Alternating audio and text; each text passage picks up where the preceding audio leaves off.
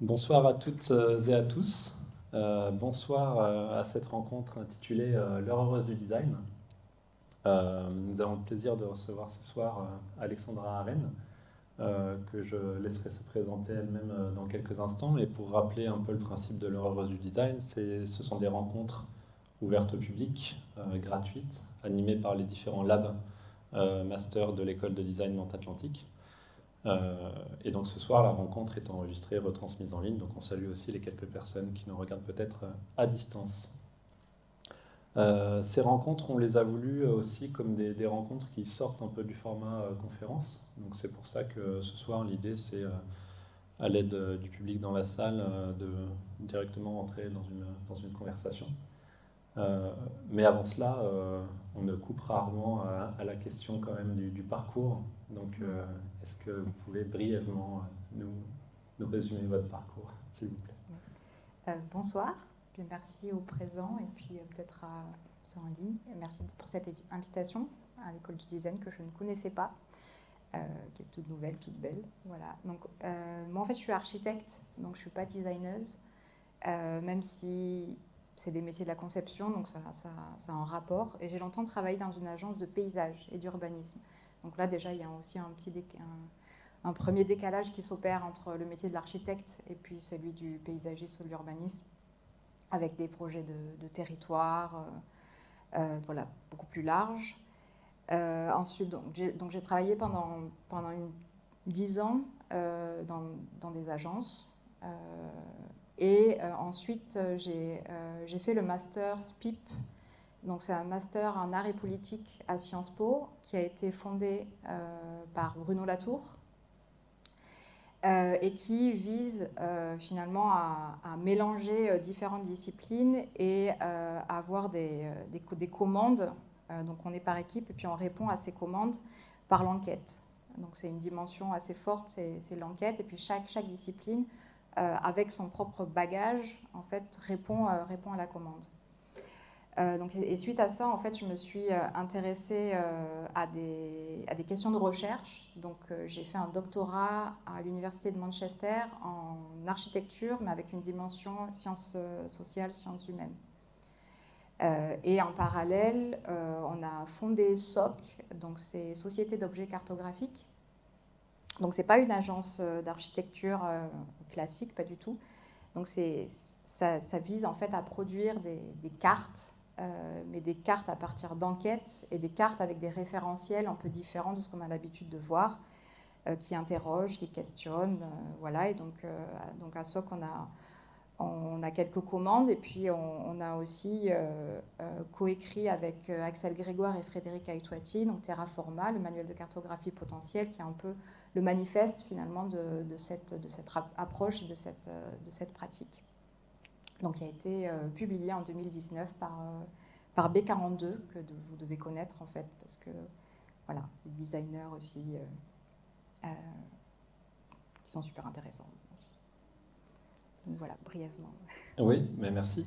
Et alors, le master en art politique, ça c'est quelque chose qui m'a intrigué, parce que le design est une profession qui a un rapport parfois un peu, pas conflictuel, mais ambivalent avec l'art, dans cette dimension que même s'il y a des formes de subjectivité qui s'expriment à travers le design, on nous répète lors de nos formations qu'on n'est pas des artistes, qu'on est là pour nos usagers, pour nos clients. Alors, est-ce que vous pouvez nous en dire un peu plus sur le type de profil de camarades que vous avez eu dans ce master-là et ce qui vous a apporté en termes de pratique, d'ouverture? Oui, alors moi c'est vrai que je suis arrivée dans le programme avec ce bagage, quoi, répondre à des attentes, à des commandes. Et finalement, en fait, ce master en art et politique, il est quand même orienté par les commandes. Donc, en fait, c'est un art qui questionne, mais qui questionne la commande. Donc, qui est aussi à une sorte, pas d'utilité, mais enfin, c'est une utilité de recherche et de questionnement. Et c'est aussi l'occasion de développer des méthodologies d'enquête, de tout type d'observation, en fait. Donc, dans ma promo, en fait, il y avait beaucoup d'architectes cette fois-ci, puis des artistes. Moi, j'ai travaillé avec une artiste vidéaste qui s'appelle Sonia Lévy. Et ce qui était intéressant, c'est qu'elle avait une approche particulière elle était focus sur des pratiques des professionnels qu'on interrogeait. Donc nous, on avait une enquête dans un territoire forestier pour lequel on a tracé les trajectoires d'animaux, d'ethnologues, de chasseurs, de forestiers, voilà, tout un ensemble de praticiens. Et donc, moi, j'ai produit une carte, elle a produit un film. Voilà, donc c'est cette combinaison, en fait, qui a répondu à la commande. Et on a continué à collaborer ensemble, en fait. Donc voilà, c'est un programme qui facilite aussi les collaborations ou le suivi à plus long terme. D'accord, ok. Donc c'est intéressant de voir que comment dire, cette dimension artistique s'entend par le fait de mettre en question. Parfois dans le langage design ou en agence, on va dire challenger le brief. Mais c'est moins joli que peut-être le langage artistique. Et donc au niveau du doctorat, de la thèse, est-ce que vous pouvez nous en dire un peu plus sur son intitulé, ses motivations? Ok, alors peut-être que je vais vous montrer quelques images pour incarner un peu plus. Alors.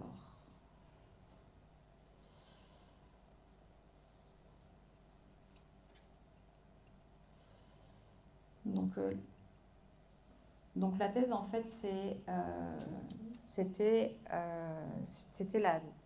enquête dans la zone critique pour questionner le design à l'heure de l'Anthropocène. Donc en fait, dans ma thèse, j'ai suivi des scientifiques. Donc c'est un réseau de scientifiques de la Terre qui a plusieurs observatoires dans le monde. Donc on ne voit pas très bien, mais et qui instrumentent des paysages. Donc ils ont des capteurs et ils cherchent à comprendre comment fonctionnent les sols, comment circule l'eau, comment les polluants atmosphériques arrivent sur un territoire. Et ça dans différents paysages. Donc ça peut être une forêt dans les Vosges, ou bien en Guadeloupe, ou bien à Porto Rico. Enfin, il y en a plusieurs. C'est tout type de territoire. Et en fait, ce qui m'avait intéressé, moi, c'est comment ça peut répondre à la crise climatique et à la façon dont on comprend les paysages aujourd'hui.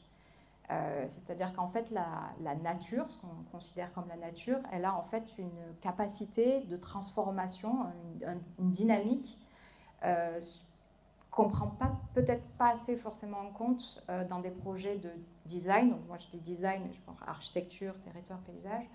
On la considère comme un fond, en fait, un background sur lequel s'appuyer de façon assez stable aussi. Quand on fait de l'architecture, quand on fait des fondations, le sol, on le considère comme une surface sur laquelle on peut s'appuyer, mais en fait, il est hyper réactif, il est poreux, il y a plein de choses qui se passent à l'intérieur, de l'eau qui circule, et c'est aussi un peu contre-intuitif par rapport à notre pratique, et c'est ça qui m'a intéressée. Comment ça peut redéfinir ces entités de paysage, que ce soit l'atmosphère, le sol ou l'eau, ou les rivières, et qu'est-ce qu'on peut apprendre de ces scientifiques. Donc c'est en les suivant finalement que j'ai essayé de cartographier en fait aussi un petit peu. C'est à la fois du texte, mais c'est aussi graphiquement comment on peut rendre compte par exemple d'un sol qui est vivant par des photos, par des vidéos. Et donc ensuite, ce qui m'a intéressé, c'est comment on peut représenter cette zone critique. Parce qu'en fait, la zone critique, donc ça c'est la planète bleue, la bille bleue, et la zone critique, c'est vraiment la fine couche ici qu'on ne voit pas en fait à cette échelle, qui est de quelques mètres en profondeur, peut-être de 100 mètres, jusqu'à quelques mètres au-dessus, donc de l'atmosphère jusqu'aux roches. Et donc comment on peut visualiser ça sans perdre finalement l'échelle planétaire aussi. Parce que c'est ça qui est intéressant, c'est à la fois cette situation locale et puis cette échelle planétaire, parce qu'en fait les polluants circulent, parce que les sols sont connectés à d'autres territoires, enfin, il se passe plein de choses. Donc voilà, peut-être que je m'arrête ici pour continuer la discussion Ouais. après sur ce type de carte en fait. Oui, bah, effectivement, donc, le terme de design et d'anthropocène, et on voit des formations qui commencent à lier les deux, en mobilisant le design comme capacité à concevoir, à penser, à représenter cette période, cette nouvelle ère, que certaines personnes en tout cas ont forgé ce terme d'anthropocène.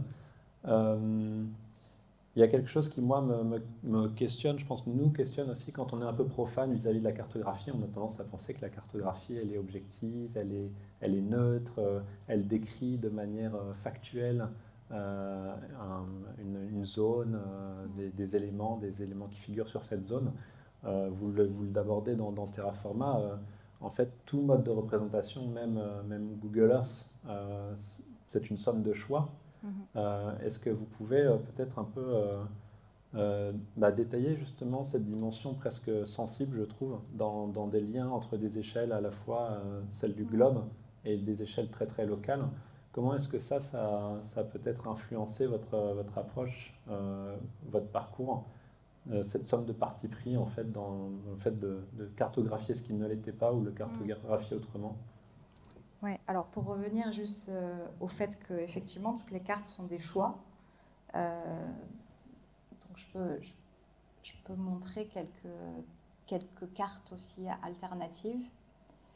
Donc ça, c'est pas des cartes alternatives. Donc ça, pour le coup, c'est les types de cartes, des cartographies qu'on utilise assez régulièrement, surtout dans l'aménagement du territoire. Je ne sais pas si en design, vous avez peut-être vous en croisez, enfin vous manipulez les cartes. Je ne sais pas, peut-être. Peut-être, en fait, ça dépend. Il y a des labs, effectivement, des labs qui travaillent projets. sur la ville où la carte est un des outils de travail principal. Dans d'autres labs, c'est moins le cas. Et en tout cas, on les utilise, mais c'est pour ça que tout à l'heure, j'employais ce terme de profane. On les utilise sans nécessairement l'outillement ou la capacité à prendre du recul par rapport à l'argument d'autorité que peut représenter la carte. Mais c'est aussi le cas quand je travaillais en agence ou en architecture. Ouais. On utilise soit l'image aérienne qui est composée en fait de plusieurs photos qui sont prises d'un satellite. Donc il y a aussi une situation assez précise. Les cartes foncières évidemment, et puis les cartes géologiques, quelquefois quand ces terrains sont un peu au substrat des sols. Mais en fait, il y a plein de référentiels différents. On peut en voir au cours des siècles. En fait, il y a eu différentes inventions avant qu'on ait cette cartographie par longitude, latitude. Enfin, c'est la grille cartésienne. Là, par exemple, c'est une carte. C'est la carte Pisane. C'est un portulan, ça s'appelle. Donc, ça repère les ports autour de la Méditerranée, puis les trajectoires pour le parcourir. On a aussi la carte, par exemple, donc c'est des figures pour concilier des disputes. Donc c'était bien 1500. Donc ça, c'est des cartes qu'on peut dire subjectives, mais en fait, c'est des cartes finalement qui prenaient en compte différents points de vue et qui les mettaient ensemble pour essayer d'avoir une traduction en fait spatiale. Donc ça, c'est assez intéressant. Ensuite, on a des cartes qui n'ont pas du tout les mêmes référentiels que la carte cartésienne, que ce soit des cartes non occidentales ou bien les cartes occidentales, mais il y a beaucoup plus longtemps. Et puis, il y a des sources d'inspiration aussi. Donc, comment on est arrivé à penser à d'autres référentiels, en fait. Donc, c'est aussi grâce à Frédéric qui nous a apporté cette histoire des sciences, donc retrouvée dans le passé des gravures, donc ce genre de gravure où la Terre en fait est dynamique. Et cette référence à Robert Hooke, donc c'est dans Micrographia, donc c'est un ouvrage qu'il a conçu lorsqu'il a inventé le microscope et qu'il a pu voir des paysages qu'il auparavant qu'il ne pouvait pas voir. Par exemple, l'espèce de poussière, c'est pas des poussières, c'est la pourrissure en fait, voilà. Donc, ou alors les yeux de mouche. Et c'est grâce à cet instrument en fait qu'il a pu produire ce genre de dessin. Et nous, on s'est dit en fait peut-être que si on avait d'autres outils, d'autres instruments optiques, on pourrait changer de référentiel Donc pourquoi pas le faire avec la carte en fait aussi, pas seulement avec regarder de façon réaliste la pourrissure, mais aussi le faire avec les cartes. C'est d'autres références. Donc je ne sais pas si vous voulez que je présente en quelques mots le livre ou... Oui, c'était un peu ma question d'après, effectivement, de savoir comment le projet Terraforma avait germé, puisque donc, vous êtes co-autrice avec Frédéric, qui, il me semble, est enseignante aussi au master dont on a parlé. Oui, elle est directrice maintenant de SPID. D'accord. Donc voilà un peu la genèse du projet, et puis de nous expliquer comment vos différentes expertises se sont aussi peut-être additionnées dans ce livre. Vous parliez de l'histoire des sciences. Oui, alors je remets...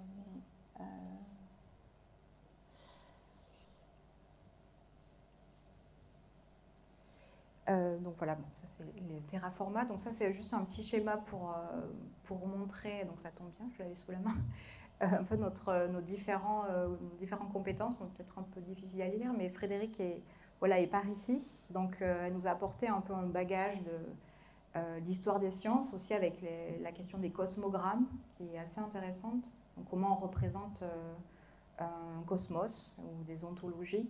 Et puis, nous qui étions architectes tout là-haut dans les projets urbains et qui nous questionnons par rapport ou comment on intègre le vivant dans les cartes aussi. Comment on intègre toutes ces trajectoires qui sont invisibilisées dans les cartes. Quand on a une carte longitude-latitude, en fait, on ne trace pas en fait toutes ces habitudes de vie dans un territoire. Et donc c'est comme ça qu'est né Terraforma. Donc on avait des séances de travail entre nous où on dessinait et on écrivait donc finalement ensemble. Donc c'est vrai que quelquefois on nous pose la question quelle est la part de dessin de l'une de l'autre, vous avez écrit le texte, non vous êtes architecte, vous avez fait les dessins. Non, en fait c'était vraiment une combinaison et donc ça circulait, ça c'était assez intéressant en termes aussi de façon de travailler. Et donc ensuite on avait ce grand questionnement sur comment on peut représenter des choses qui ne sont pas visibles par la cartographie, comment on peut multiplier les référentiels et repeupler les cartes.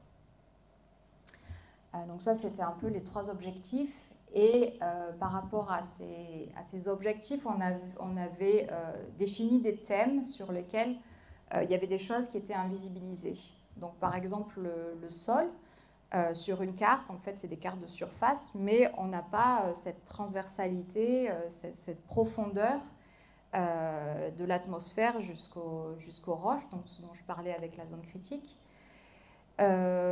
Pour la question des vivants aussi, on n'a pas dans les cartes comment on représente la trajectoire des vivants, ce qu'on appelait aussi les points de vie, donc comment on passe du point de vue de la carte au point de vie, donc vraiment situé.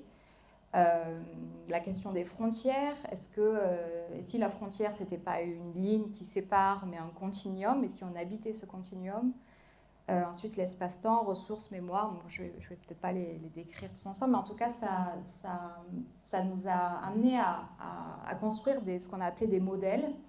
Donc c'est pas des modèles au sens scientifique, parce que maintenant je travaille avec des scientifiques, donc on a cette discussion de est-ce que c'est un modèle ou pas. Donc c'est plutôt des structures, dans le référentiel carto, qu'on a imaginé en manuel de fabrication, de façon à ce que quelqu'un puisse se réapproprier le manuel, et puis aille sur un site, un territoire, et commence à cartographier en suivant les étapes du manuel. Donc voilà, on pourra voir aussi quelques expériences qui ont été menées dans ce sens ensuite. Et donc à chaque modèle, rapport de fabrication, il y a une carte qui lui est assignée, donc une carte d'un territoire un peu fictif ou recomposé. En tout cas, ce n'est pas des territoires totalement situés, c'est un peu emprunté. Et donc voilà, donc comme ça, il y a le modèle sol, le modèle point de vie, avec à chaque fois sa légende associée. Le modèle des paysages vivants, où on trace le parcours et les territoires d'habitude des humains comme des non-humains. Donc, par exemple, donc là, on a suivi aussi des ethnologues qui nous ont... donc, tout ça, c'est fait aussi à travers d'enquêtes. On va interroger les personnes qui sont des ressources pour pouvoir aussi recomposer notre data, en fait, nos données. Puisque vu qu'on n'est pas... on part pas d'une carte satellite dans laquelle on a nos données de fait, il faut aller les chercher. Donc, ça, il faut refaire un corpus de données pour faire ces cartes.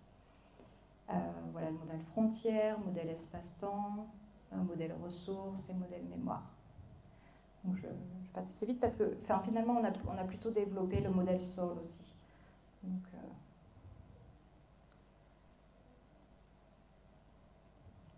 en termes de process de fabrication de ces cartes, alors vous disiez qu'il y a beaucoup d'enquêtes, et donc on imagine de collecte de visuels, de témoignages, d'observations. Comment est-ce qu'on passe de l'enquête à la représentation, alors de la manière la plus terre à terre, avec quels outils, mais aussi avec quel niveau de réflexion, d'itération. Est-ce que vous avez soumis des premiers jets de vos cartes à différents publics pour voir comment est-ce que c'était compris? Est-ce que vous pouvez nous en dire un peu plus sur ce process? Oui. Je ne sais pas si vous voulez que je vous montre une carte avant ou bien je vous dis d'abord le process et puis... Parce qu'il y a plusieurs méthodes en fait possibles. Ouais. Donc il y en a une qui consiste vraiment à suivre sur le terrain et donc à cartographier ce qui se passe sur le terrain. Et l'autre à procéder plus par atelier. Donc atelier avec différents acteurs, donc qui sont potentiellement aussi la possibilité d'écrire sur un support, sur le modèle en fait qui est laissé vide et sur lequel ils vont intervenir. Et donc la première méthode donc, sur laquelle on observe, on est actif sur le terrain, par exemple sur un observatoire de la zone critique, et on va aussi interviewer les scientifiques qui nous donnent des informations. Donc ça, on retranscrit aussi tous les interviews qu'on peut faire, on retranscrit, donc ça c'est long, c'est très long comme étape. Et ensuite, on essaye de faire des synthèses de ces interviews. Donc qu'est-ce qui ressort et qu'est-ce qui peut être dessiné vraiment graphiquement de ce qu'ils nous disent. En parallèle, ça peut être en parallèle ou bien c'est notre projet, les ateliers, pareil, on fait des retranscriptions et on extrait qu'est-ce qui peut être synthétisé dans la carte. Et puis après, on va chercher d'autres documentations. Donc soit on demande aux acteurs qu'on a interrogés de nous fournir d'autres données, d'autres images à partir desquelles on va pouvoir aussi redessiner. Il y a beaucoup de redessins en fait dans ces images. Et ensuite, on peut faire un retour en fait avec la carte dessinée, donc auprès de ces acteurs. Donc ça a été le cas dans les deux projets que je peux montrer ensuite. Donc le projet de cartographie d'un observatoire et le projet de carte des sols du bassin parisien, où on a fait un atelier de restitution et aussi de conversation entre les différents acteurs.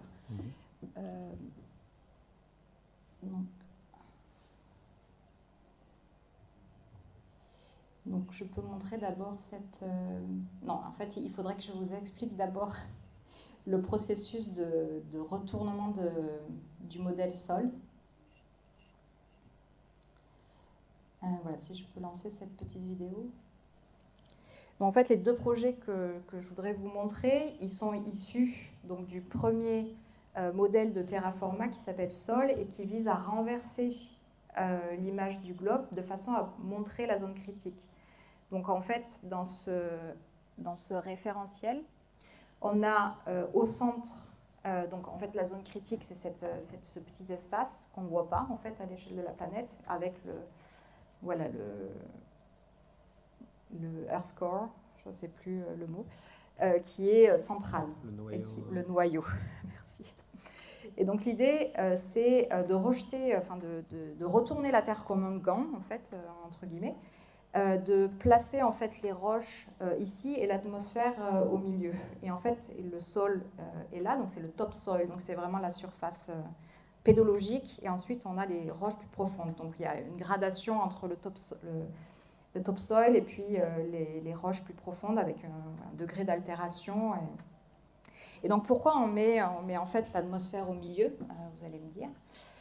Donc l'idée c'est de pouvoir représenter le fait que quand il y a une pollution qui est mise sur une partie de la Terre, en fait elle peut arriver très vite dans une autre partie de la Terre, et en fait tout ce qu'on rejette dans l'atmosphère, il reste. En fait il n'y a pas d'espace infini au-delà.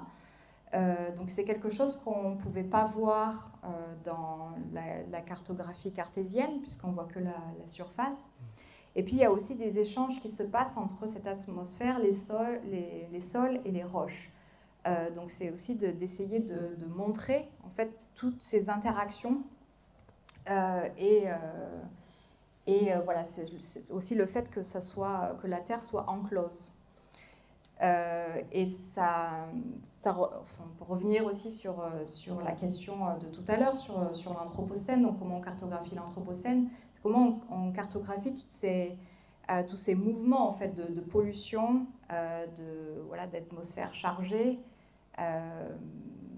et de limites planétaires en fait aussi, parce que ça, en fait, cette visualisation, elle vise aussi à montrer ensuite les cycles biogéochimiques. Et donc ça peut donner ce genre de carte. Donc là, on est sur un observatoire de la zone critique dans la forêt des Vosges. Donc c'est à la frontière entre l'Allemagne et la France. Sur cette forêt, il y a des problématiques de pluie acide. Donc c'est une forêt qui dépérit à cause du sulfure qui est émis dans l'atmosphère et qui arrive sur la forêt, et ça génère des polluants qui se transmettent dans le sol et qui abîment les arbres. Et il y a un problème aussi de sécheresse, donc ça c'est récurrent dans plusieurs communes en France et dans le monde aussi, et avec un appauvrissement de la nappe phréatique, donc une diminution qui pose question. Donc on sait par exemple que le mois dernier, il n'y a pas eu de pluie, en fait, c'était ça commençait à être assez dramatique. Et donc là sur la carte, donc au milieu on a l'atmosphère, et ensuite plus on va vers le centre, donc sont représentées les roches qui sont fracturées. Et donc c'est grâce à ces fractures de roches que l'eau va pouvoir circuler entre. Et ce qui est représenté en bleu, en fait, c'est les instruments des scientifiques. Je vous passe juste une petite vidéo de cette carte, donc qui décompose les éléments de la carte pour vous montrer un petit peu le processus. Donc ça, c'est la localisation. Donc ça, c'est le bassin versant, donc ce qui est observé par les scientifiques. Donc on a fait une petite anamorphose de la topographie pour ensuite recomposer notre référentiel carto là, avec l'atmosphère au milieu, et puis ensuite la gradation jusqu'aux profondeurs. Donc là, on est à peu près à 100 mètres de profondeur. C'est ce qui est observé par les scientifiques. Et ensuite, en fait, la carte se compose progressivement par les capteurs. Donc là, par exemple, on a les géophones qui sondent le sol et le sous-sol pour déterminer si les roches sont poreuses ou pas. Et donc, ça nous donne des indications sur la composition des sols. Donc, il y a aussi la station météo. Donc, ça, c'est des instruments qui sont aussi récurrents dans les observatoires. Donc pour déterminer la quantité de pluie, de neige, les températures, l'orientation des vents, et pour in fine savoir comment les polluants, les sulfures arrivent sur le territoire. Et en fait, ils ont pu déterminer qu'ils arrivent en 20 jours, enfin, ils sont émis en Asie et ils arrivent en 20 jours sur la forêt des Vosges. Donc ce qui est vraiment très court en fait. Et, voilà. Ensuite, il y a d'autres instruments pour voir comment les arbres réagissent à ces polluants. Et donc tout ça, ça forme un ensemble de capteurs. Et finalement, c'est ces capteurs qui nous donnent la data pour faire la carte. Et donc la carte est faite à partir de ces données des capteurs. Donc qu'on a redessiné, on a fait à l'aide des scientifiques aussi. Voilà. Et donc oui, en fait, ce qui est peut-être à retenir, c'est c'est l'intérêt d'avoir aussi ce genre de capteurs qui, maintenant, en fait, les scientifiques aussi essayent d'en faire de la science, c'est qu'on appelle participative, mais en tout cas de le développer de façon à ce que des usagers citoyens peuvent se les réapproprier. Donc c'est pas ces types de capteurs un peu compliqués, mais c'est d'autres petits capteurs. Donc ça c'est un enjeu aussi de design, je trouve, à la fois dans la façon d'utiliser ces capteurs, mais aussi dans la façon d'en faire un objet qui pourrait être... parce qu'on est quand même loin du design. Hein, quand je vois les capteurs que sont en train de développer les scientifiques, c'est... Donc là, je trouve qu'il y a aussi peut-être une opportunité pour des designers. Tout comme moi, je suis architecte, que je fais des cartes de territoire. Voilà, il y a peut-être aussi quelque chose à faire sur ce point-là.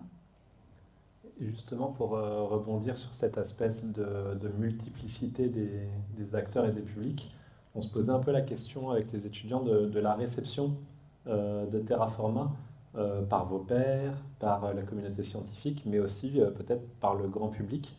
Maintenant, l'édition française, c'est 2019. Il y a une édition aux États-Unis, au MIT Press 2022. Est-ce que vous pouvez nous dire un peu le type de retour que vous avez eu, les conversations que ça a peut-être généré, des usages qui se sont inventés autour des cartes que vous avez produites? Alors, au niveau des scientifiques, parce que je commence par ça, parce que ça déroule, on a eu un retour plutôt bon. Bizarrement, ils comprennent très bien quand on change de référentiel, quand on fait des nouveaux schémas. Voilà. Et d'ailleurs, il y a un nouveau projet qu'ils ont appelé Terraforma pour développer des nouveaux capteurs dans des observatoires. Donc là, je travaille avec eux à co-construire avec eux donc les cartes et puis éventuellement aussi les capteurs qui vont être mis en place. Ensuite, on a été pas mal sollicité pour des workshops en école, donc école d'architecture à l'étranger ou en France, école d'art et de design aussi, parce que par ailleurs, ma collègue, donc Axel, travaille à l'école de Valenciennes, d'art de Valenciennes. Et je peux peut-être vous montrer quelques exemples de cartes qui ont été faites par les étudiants. Donc ça, c'est le template un peu qu'on leur donne, avec différentes étapes de dessin. Donc c'est des workshops qu'on peut faire en quelques jours. Ça dépend vraiment, ou une semaine. Une semaine, c'est quand même mieux pour expliciter. Et donc, en fait, on arrive à une diversité. Donc, c'est toujours le même modèle, hein, c'est le modèle Sol. On arrive à une diversité de cartographie à partir du même modèle, en fonction de comment s'approprient les étudiants. Donc, certaines cartes sont très détaillées sur des points précis, comme voilà, ou bien... là, ça montre un phénomène, donc c'est les tremblements de terre au Mexico. Là, c'est le dessin d'une carrière, donc on a aussi des dessins à la main, c'est aussi intéressant d'avoir des variations comme ça. Là, c'est plus aussi en phénomène, donc c'est l'entremêlement et potentiellement la cohabitation difficile entre les racines et les infrastructures souterraines. Donc ça interroge aussi, voilà, qu'est-ce qui se passe dans le souterrain, en ville notamment. Ou des choses un peu plus conceptuelles, on va dire. Ça montre l'érosion d'une côte en Italie. Donc ça, c'est fait par Axel. Donc voilà, on a différents exemples de cartes. Comment ça a été reçu ensuite donc ça, c'est voilà, comment ça a été reçu par les architectes, on va dire. Par les géographes, à part Michel Husseau, on n'a pas eu trop de retours, mais Michel Husseau nous avait invités à faire un workshop, mais bon, il a une pratique de géographe un peu particulière aussi, donc ça peut expliquer. Voilà, Là, quand on voit toutes les images, il y a une espèce de cohérence esthétique dans l'emploi de trames, dans le fait d'être souvent sur du noir et blanc ou des niveaux de gris.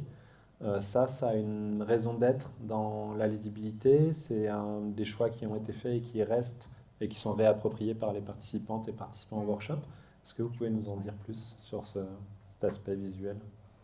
Il n'y avait pas de consigne du tout sur le dessin des légendes, en fait, finalement, des éléments. Donc c'est assez varié quand même, hein, parce qu'il y a différentes... Là, c'est très coloré, alors que c'est vrai que dans Terraforma, on n'a aucune couleur. Là, c'est plutôt noir et blanc, mais voilà, parce que c'est peut-être fait à la main. Et sur ici, oui, il y a des... Voilà, c'est un workshop qui a été fait par Axel, donc je pense qu'elle avait peut-être plus de consignes que certains autres. Ça dépend en fait, parce que voilà, au cours des différents workshops, il y a des variations aussi qui s'ajoutent, ou bien on retravaille certains aspects qui n'étaient pas clairs, et puis on change. Voilà. Et peut-être une dernière question avant d'ouvrir les questions à la salle. Est-ce que vous pouvez nous en dire plus sur le fonctionnement de votre collectif, la Société d'objets cartographiques? Comment se répartissent vos activités au sein de ce collectif-là? Et voilà, comment ça s'est créé et ce que vous intégrez à vos activités. Il y a souvent chez nos étudiants, quand on reçoit des personnes pour leur heureuse du design, un peu une question sous-jacente de comment vous faites pour vivre de ce que vous faites? Oui, ben, on n'en vit pas entièrement. Voilà, moi, j'ai une activité... Enfin, jusqu'à maintenant, j'étais en thèse, donc j'avais aussi une bourse de recherche. Et j'ai aussi en parallèle une activité d'urbaniste, d'architecte urbaniste, et potentiellement en postdoc bientôt. Donc voilà. Et SOC représente, on va dire, un tiers de mon activité et de celle de Sohail, donc Sohail Ajmer Baba, qui est aussi le troisième de SOC, avec Axel Grégoire, donc co-auteur de... Donc Sohail est aussi architecte, urbaniste, donc lui il construit, vraiment c'est le plus architecte de nous. Et puis Axel est enseignante à l'école de Valenciennes. Et donc à SOC on a des commandes, donc il y a des commandes Terraforma, qu'on a avec Axel, on a à peu près une par an, donc on essaye d'avoir ce rythme. Et puis il y a les projets Où atterrir aussi. Donc voilà, c'est des projets qui ont été initiés avec Bruno Latour et qui se développent dans différents territoires. Et donc pourquoi on a créé SOC à un moment, on l'a créé sans le savoir, hein, on a commencé à se questionner et à dévier un peu de nos pratiques, donc tout en étant d'abord salariés au sein de nos boîtes respectives. Et ensuite on s'est dégagé de plus en plus de temps. Voilà, c'est des arrangements avec l'assurance chômage, on va dire aussi. Non, mais les questions de subsistance, c'est quand même très importante quand on veut faire de la recherche ou de la recherche-action, parce que c'est aussi des projets expérimentaux, c'est pas de la recherche académique au sens pur. Donc ensuite, il y a eu Terraforma, et puis petit à petit, donc c'est un collectif, donc on est chacun indépendant. Et puis, voilà, au gré des projets, on se regroupe à 2 ou à 3. Voilà. Ok. Est-ce qu'il y a déjà des questions dans la salle? Oui. Je te donne ça. Merci. Ça ne fait pas de son là, mais les gens t'entendent. Oui, oui. Du coup, ma question porte surtout sur ce master à Paris, le SPIP. Étant enseignant ici à l'école de design, ça m'intéresse. Quels sont les grands axes de cette formation? En quoi elle est nouvelle? En quoi elle favorise plus ou moins qu'ailleurs la collaboration de spécialistes de différents domaines? Plutôt des questions comme ça, qui sont peut-être un petit peu de la pédagogie, mais voilà.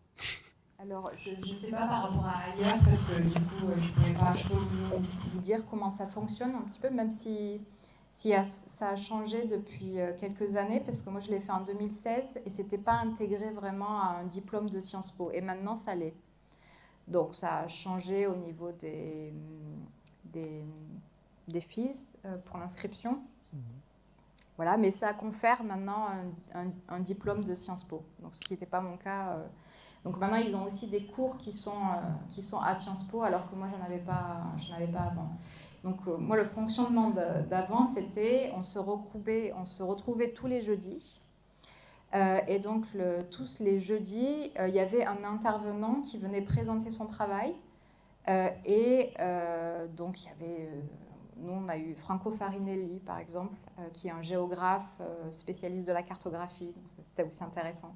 Vincent Després, qui est philosophe, et peut-être que vous la connaissez, je ne sais pas. Donc ou alors des artistes aussi, ou vidéastes. Donc voilà, chaque jeudi, il y avait une personne qui venait, qui présentait son travail. On pouvait lui poser toutes les questions qu'on voulait. Et ensuite, on pouvait travailler avec elle, chacune, parce qu'on avait des commandes, comme je disais, donc on pouvait lui poser des questions en fonction de nos commandes. Donc ça, c'était les jeudis, c'était tous les jours, un petit peu, on se retrouvait. Et ensuite, on devait travailler de façon indépendante par groupe. Et on avait des commandes réelles, donc de différents organismes. Donc moi, c'était avec le musée de la chasse et de la nature.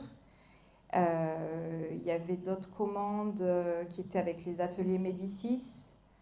Je suis désolée, ma mémoire commence à flancher, mais vous pouvez les retrouver en fait sur le site de SPIP.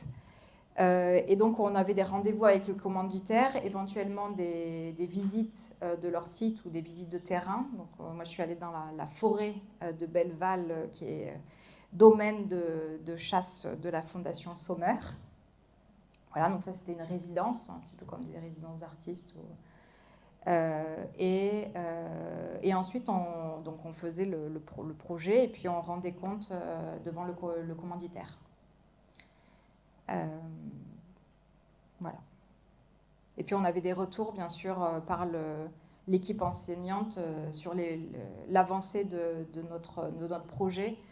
Donc à la fois des designers, il y avait par exemple Donato Ricci, merci, ou bien le sociologue, philosophe Bruno Latour, donc ce qui était vraiment une chance en fait de l'avoir connu. Frédéric, donc historien des sciences. Il y avait Jean-Michel Frodon, donc, qui est critique cinéma. Donc, voilà, puis il y avait différentes personnes en fait qui venaient quelquefois et puis voilà, qui repartaient. Ok, merci. Ouais. Effectivement, un large panel des gens avec des influences et des expériences complètement différentes. C'est plutôt une année d'enrichissement plutôt que Merci. d'apprentissage classique. Bonsoir, merci pour votre exposé. Ma question, c'est quel est en général le type d'usager de vos cartes, s'il y en a un? Et puis l'autre question, c'est sur quel support on lit ces cartes, parce que j'ai le sentiment que c'est très dense et que est-ce que c'est sur un papier? Est-ce que c'est sur un outil numérique projeté et on puisse zoomer, dézoomer? Et comment on travaille autour? Enfin, est-ce que ça invite à travailler d'une certaine manière? Est-ce qu'il y a une règle d'usage autour de vos cartes? Oui. Alors, pour la carte que j'ai présentée, par exemple, de l'Observatoire, je la remets. Donc, on a fait le film justement pour aider à la lecture. Et donc, cette carte, elle a été exposée en fait dans une installation au ZKM. Donc là, c'était un peu une je ne sais pas si on voit. Voilà, bon, on va peut-être voir quelques vues comme ça. Donc là, c'était plus une commande artistique. Donc, entre guillemets, c'était plus facile parce qu'il n'y avait pas de retour des usagers. Donc, ça peut être imprimé. On aime bien le format table où, en fait, on peut circuler autour parce que c'est des cartes rondes. Donc on peut circuler autour et regarder. Donc là, c'était une carte qui complétait une installation un peu plus classique, donc d'espace architectural. Donc on recomposait un observatoire dans un espace du musée avec les différents instruments. Et cette carte, en fait, elle a aussi été donnée aux scientifiques qui s'en servent aussi pour leur communication. Donc pour leur communication en public, mais aussi entre eux, en fait, voilà, qu'est-ce qui se passe dans un observatoire et qu'est-ce qu'on peut en faire. Et ils m'ont commandé en fait aussi maintenant des cartes de leur observatoire en cours, comme je disais tout à l'heure, de leurs capteurs qu'ils sont en train de développer pour faire un peu la médiation entre le territoire, donc, donc le territoire élu, service de la ville, potentiel usager des futurs capteurs, et puis leur activité scientifique. Finalement, ils ont très peu de moyens de discussion et puis de support aussi graphique. Donc là, l'idée, c'est de produire vraiment ce qu'on appelle des objets frontières. Donc, c'est pas moi qui l'ai inventé, c'est dérivé d'une recherche qui est décédée maintenant, qui est Star. Donc, c'est vraiment un objet dans lequel les différents acteurs qui ont participé à la carte vont essayer de se retrouver et de régler des potentiels conflits d'usage ou se retrouver sur certains éléments qu'ils ont en commun. Et donc ça, on l'a testé avec une carte qu'on a fait pour l'Île-de-France, où il n'y avait pas vraiment d'enjeu de projet, vraiment, mais plutôt de discussion entre des scientifiques et pardon, c'est très lourd, et des acteurs de l'aménagement, et notamment des gens qui s'occupent des mines, ou des carrières de sédiments, ou des carrières de gypse. Donc là, on a fait un travail d'enquête d'abord, d'interview de chacun des acteurs, et ensuite, on a imprimé cette carte sur un grand support. Donc c'était dans le cadre de la Biennale d'architecture et de paysage, et on a demandé à chacun des participants de revenir... pardon. Je passe sur les éléments. De revenir en fait autour de la carte et de leur demander quel serait pour eux un sol à défendre. Donc c'était aussi une occasion de les faire discuter entre eux et ils ont finalement proposé ils ont soulevé plusieurs problèmes qui étaient liés à leur pratique. Par exemple, les scientifiques, des géochimistes qui ne travaillent pas avec l'Institut de Paris, alors qu'ils peuvent échanger des données, ils pourraient échanger des données de façon plus permanente, de la surface, ceux qui sont en surface, ceux qui sont en profondeur. Les problèmes des gens qui s'occupent des carrières, en fait, qui nous disent, en fait, quand on fait bien notre travail, on est invisible. Puisque la carrière disparaît, donc comme ça, elle est dans le paysage, elle ne se voit plus. Donc ça, c'est qu'on a fait notre job. Mais par contre, c'est quelque chose qui ne se voit pas. Donc on aimerait être un peu plus soutenu sur ce point. Donc voilà, c'était un outil plutôt de discussion entre différentes pratiques et praticiens qui ne se parlent pas forcément... Et donc après, voilà, l'idée, c'était aussi qu'ils diffusent dans leur réseau ce qu'ils ont appris des uns et des autres. Et en fait, ce qui est pas mal avec un référentiel que personne ne comprend, c'est qu'en fait, tout le monde est au même niveau. Donc ça aussi, cet avantage, c'est que du coup, des potentiels ennemis se retrouvent face à la carte et disent « Est-ce que tu comprends quelque chose ?» Quelque chose, non. Donc ils essayent de co-construire une compréhension commune. Une autre question? Ouais, Salomé. Vous avez parlé tout à l'heure du retour des étudiants et je voulais savoir au niveau du retour du grand public en général, je ne sais pas si vous avez des retours par rapport à ça. En fait, c'est difficile de capter finalement le grand public parce que c'est que pendant des workshops ou des présentations qu'on peut accéder aux gens. Et c'est souvent des présentations dans des écoles ou bien dans des séminaires de recherche. Il y a eu ce workshop à l'école d'Anthropocène à Lyon avec Michel Lussot, où là, en fait, il y avait il y avait 40 personnes, donc c'était un peu difficile aussi pour faire un workshop. Et c'était quand même essentiellement des personnes intéressées par la carte, ou bien par le design, ou bien par le dessin. Donc c'est quand même ciblé sur des publics particuliers. Voilà, grand public, ça serait nos parents, par exemple. Mais bon, c'est assez subjectif.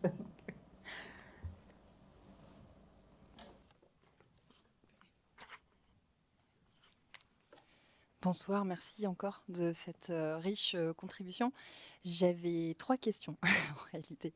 Alors la première, je ne sais pas si vous l'avez précisé au départ, mais est-ce qu'il y a des initiatives similaires, enfin des projets similaires ailleurs, alors soit en France ou en Europe ou dans le monde, et en quoi vous vous distinguez justement?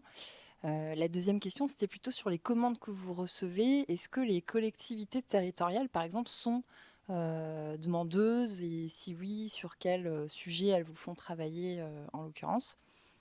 Et la troisième question, c'est quoi les étapes d'après pour vous? Comment est-ce que vous pouvez pousser ou qu'est-ce que vous visez? Quels sont vos objectifs pour pousser ce concept de représentation encore plus loin? Et puis surtout, voilà, pour servir quelle finalité?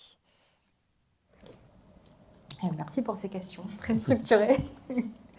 Oui, il y a plein d'initiatives dont j'ai oublié le nom, mais il y a... je suis désolée, j'ai oublié leur nom, mais si je me rappelle, je vous les transférer, mais il y en a quand même pas mal. Surtout sur la fabrication de cartographies sensibles aussi. Il y a Oulipo. Et puis il y a les deux cartographes artistes, je me souviens plus le nom, je suis désolée, mais qui travaillent à partir d'enquêtes en fait aussi et qui traduisent ces enquêtes par de la carte. Donc j'essaierai de... Il faut que je retrouve le nom peut-être à la fin. Il y en a aussi à l'étranger. Après, il y a pas mal d'architectes aussi qui travaillent à questionner les outils de représentation. Il y a Designers, par exemple. Il y a Territorial Agency, qui travaille avec la carte aussi.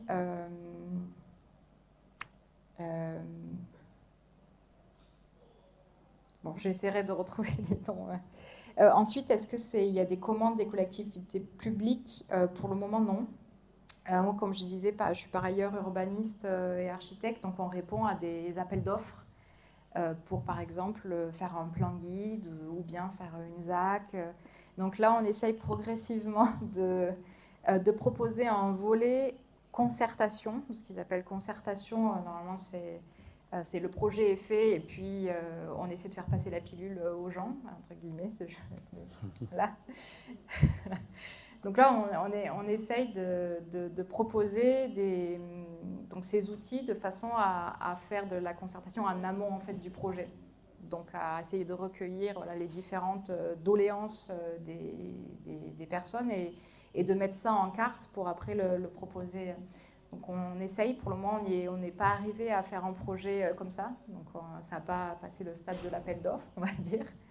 C'est vrai pour le moment ça reste plutôt dans des commandes d'institutions, commandes de designers. Donc là on a une commande de l'atelier Luma par exemple pour atelier Luma, vous devez connaître en fait en tant que designer, ouais, pour cartographier leur production en fait en utilisant le modèle ressources.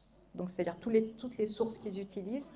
Donc là, c'est vraiment un travail de manuel. En fait, on va leur fournir un outil cartographique sur Illustrator dans lequel ils vont pouvoir compléter leur projet.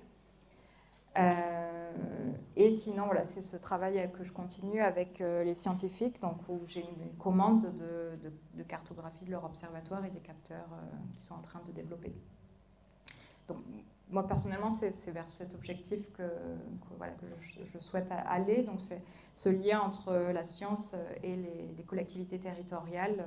Et voilà, comment montrer que ce territoire, ce paysage est aussi en difficulté, enfin, est en crise un peu. Et puis, comment on peut avoir des outils pour mieux le comprendre et pour mieux l'habiter. On me dit que les gens à distance peuvent aussi poser des questions. On nous les transmettra. Donc s'il y a des gens qui nous écoutent et qui nous regardent sur Twitch en ce moment, c'est le moment. Je ne vais pas couper l'initiative à Twitch, hein, à tous les Twitchers. Et là, dans les cartes, je ne vois pas des doléances sous forme de texte, parce que j'imagine que c'est des textes ou de l'audio. Est-ce que c'est dans des autres modèles que vous avez proposé ça? Oui, en fait, on a aussi un projet, le projet Où atterrir, où on a plusieurs lieux. Donc ça a commencé dans le centre limousin. Il y a une initiative à Rissorangis. Il y en a une à Arles. Et puis maintenant, on travaille à côté de Strasbourg aussi. Donc ça, c'est un projet qui mobilise la Seine aussi, avec des outils différents de ces cartes. Donc la Seine, c'est la scénographie en fait. C'est-à-dire que les participants qui sont des citoyens experts de leur territoire de vie et sont amenés à se placer au sein d'une boussole qui est tracée par terre et à décrire leur territoire et les doléances de ce territoire. Et progressivement, on cartographie leur position et leur prise de décision. Mais j'ai pas montré ces exemples ici, mais vous pouvez le retrouver sur le site si vous voulez avoir plus d'informations. Et on a aussi édité, on va essayer d'éditer des petits livrets sur ces, parce que c'est une procédure qui a été initiée par Bruno Latour, donc qui a été fabriquée avec lui. Et donc on a détaillé tous ces outils, toutes ces expériences, et voilà, on aimerait éditer ces petits livrets quand même qui pourraient être intéressants pour reproduire les expériences. De mon côté, je me demandais par rapport à la cartographie que vous nous avez présentée tout à l'heure sur la forêt à la frontière entre l'Allemagne et la France. Du coup, est-ce qu'il y a une finalité derrière, c'est-à-dire qu'est-ce qu'il y a des associations qui prennent, qui lisent vos cartes et qui essaient écologiquement d'y remédier, d'y faire quelque chose, ou est-ce que les cartes sont utilisées après à bon escient, pour essayer surtout en l'occurrence du cas dont vous nous avez parlé tout à l'heure. Là, la commande était pour l'institution d'art, donc c'était pour une installation et une expo. Donc là, ça n'a pas forcément d'intérêt pour le territoire en lui-même, mais surtout pour diffuser les enjeux à un public, pour le coup, un grand public. Mais par ailleurs, cette carte a été diffusée donc, à l'expérience Où atterrir à Aubure, dans les Vosges. En fait, c'est sur le même territoire que va se dérouler cette expérience de doléances. Donc là, en fait, la carte a été projetée et va être utilisée par les citoyens experts, potentiellement, pour se concentrer. C'est le début du projet, donc je ne peux pas en dire trop plus parce que je ne sais pas comment ça va se dérouler.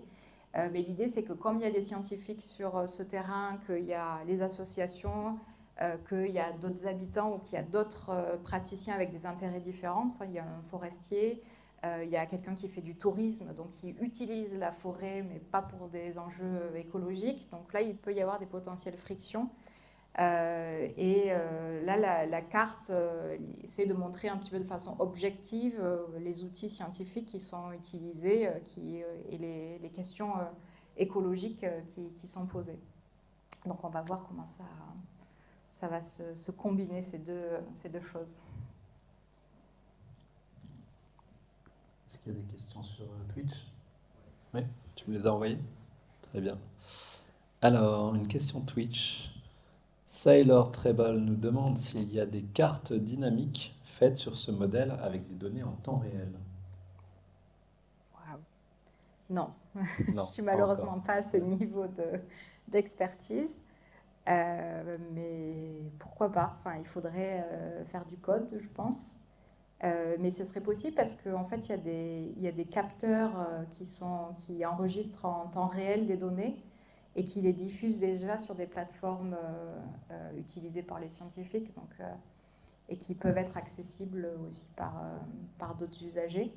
Donc il faudrait transformer ces données en code et puis les transmettre sur support Carto. Mais ça pourrait être fait, mais je n'ai vraiment pas les compétences pour le faire. C'est un appel à compétences ou à participation. Puis c'est intéressant comme question parce que c'est vrai que c'est des cartes à instant T, en fait. C'est des cartes à un moment donné. Donc voilà, le fait qu'elles se renouvellent, ça pourrait être vraiment bien. Encore d'autres questions? Moi, j'en ai une de questions. J'ai l'impression que dans tes travaux, la définition de l'Anthropocène, elle évolue au fur et à mesure. C'est-à-dire que quand on regarde, alors je n'ai pas lu ta thèse en intégralité, mais en la parcourant rapidement, j'ai l'impression que la définition que tu prends de l'Anthropocène est une définition qui est assez physique, au sens tu parles des sols, tu parles des rivières, tu consacres une troisième partie à je ne sais plus quel objet, mais qui est aussi un objet territorial, alors qu'après, dans l'ouvrage que vous avez réalisé, vous vous détachez d'une vision qui est très matérielle pour aller explorer des phénomènes qui sont presque plus sociaux, avec la notion de frontière, avec la notion de lieu de vie.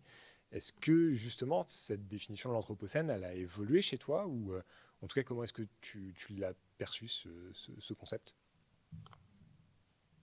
Je ne sais pas si c'est une évolution ou plutôt une complémentarité, parce que finalement c'est une notion tellement énorme à traiter qu'on ne peut pas en donner une seule définition. À mon avis, il faut multiplier on ne peut pas répondre à l'Anthropocène, mais essayer plusieurs.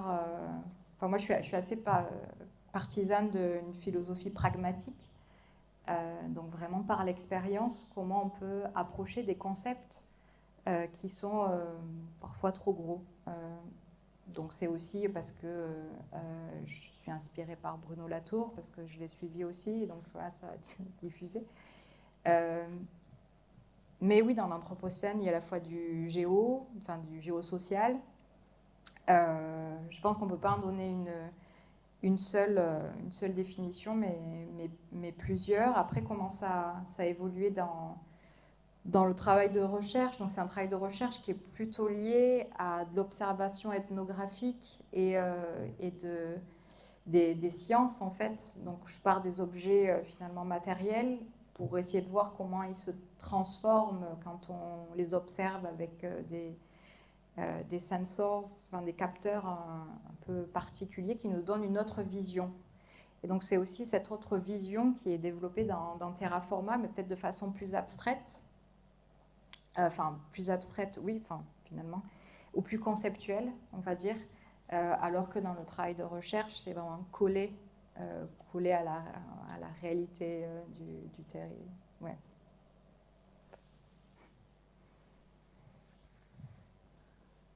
Peut-être qu'on va s'acheminer tranquillement vers un début de conclusion.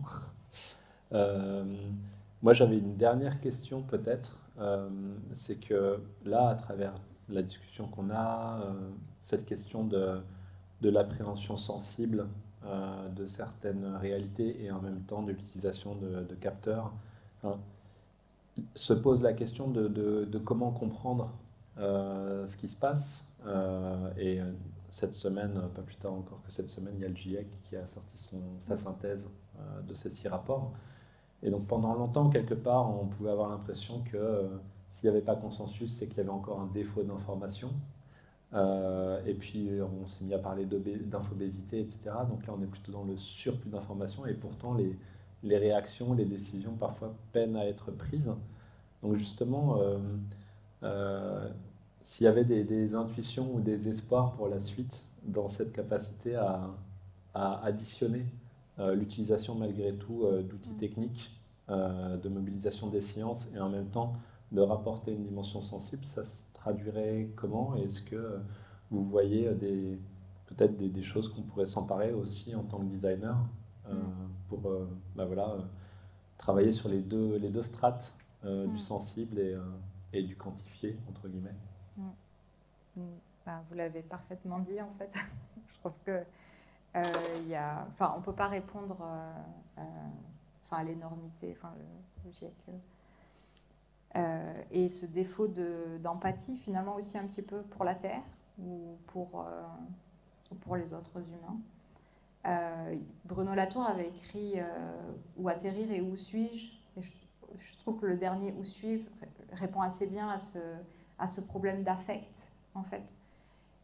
Et dans le projet Où atterrir, il essayait de traiter ce problème d'affect aussi, comment se rendre sensible et comment faire en sorte que les gens d'abord redécrivent leur territoire, parce que c'est peut-être pour ça qu'il y a cette décorrélation entre le territoire dont je vis et le territoire où je vis, et que finalement il y a certains phénomènes qui nous échappent parce qu'on pense qu'ils sont trop éloignés, mais finalement quand on les rapproche à notre territoire de vie, ils sont très proches. Donc ça, c'était une ambition, c'était son ambition, donc on essaye de continuer ce projet dans ce sens. C'est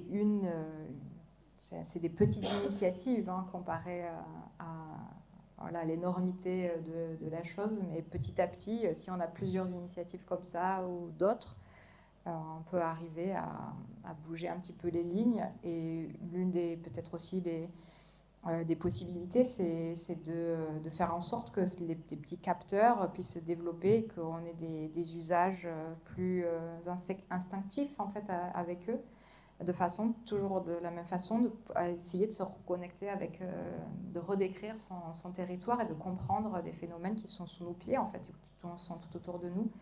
Donc là où il y a une question de design, de malléabilité d'objets, d'utilisation de protocoles, aussi de petits protocoles à mettre en place, qui pourraient être super intéressants à développer. Ok, de nouveau une invitation à se saisir.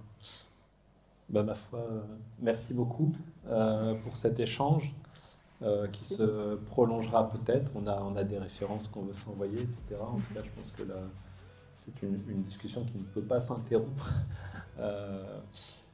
On a la possibilité de prendre un verre ensemble à l'issue de la rencontre dans l'Agora, peut-être. Je ne sais pas s'il est disponible. Ou ici, dans l'Agora. Voilà, et puis pour les personnes qui nous ont suivis à distance ou qui regarderont la rediffusion de cette rencontre, eh bien, merci d'être là et n'hésitez pas aussi à nous contacter ou à transmettre des questions. Bonne soirée. Merci.